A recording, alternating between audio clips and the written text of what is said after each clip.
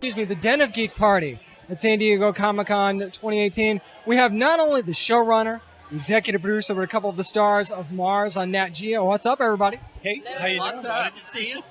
So, when you first presented the idea for the show to Nat Geo, what was the reaction in the very early going? They said instead of it being a 90-minute documentary, it ought to be 6 hours. I like that. That's how most pitch meetings should go. Right? You know what I mean? If only they were all that easy, right? Let's make it like that every And time. then it's not even just a documentary. It's sort of, it goes into live action series as well. So what was it like for you all putting that together and for you all bringing these parts to life? Well, we started, I came in season 2 this season, and it was a blend, it's a hybrid of documentary and scripted.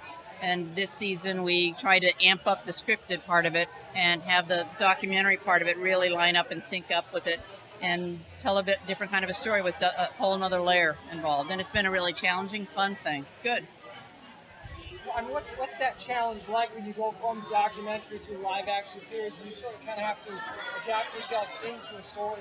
We don't actually deal with the documentary side. We do all the scripted side all together.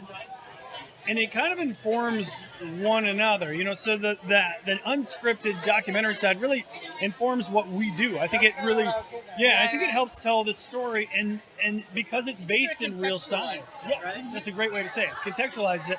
And for the audience, you can kind of see what we're doing imprinted on a foreign world, Mars, and it comes to life as a more realistic when you can add a doc to it.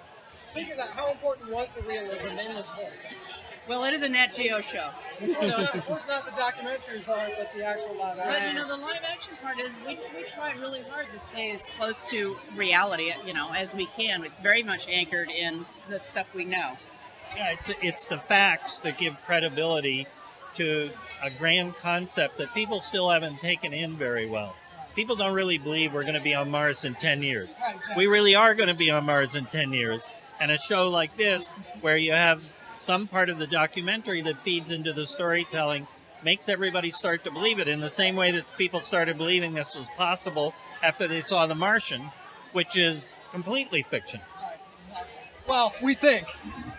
I think completely fiction. Oh boy. Yeah. Well, they were actually fact checkers on, in season 1 and 2. We did just every time there was any kind of astronaut talk, even, there's slang that astronauts speak to each other that like normal person wouldn't understand. Safe the ship. What is safing the ship? I'm going to save the ship. So that's the little minute details, but a lot of different elements of what we were dealing with, and as far as the different emergencies we were dealing with, were fact checked. New discoveries are being made all the time, so how do you say to yourselves, okay, we got to somehow get that in? Or how much fact-checking actually goes into that before you go, okay, we need to put this in the show? Everything is thoroughly fact-checked for this show.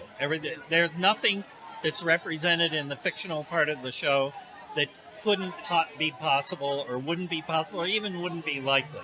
And there really aren't that many new discoveries that are necessary to get to Mars. We've had the capability of doing this for about 40 years, and it's just been a matter of willpower and money and the fact that we're no longer relying on governments to get us there.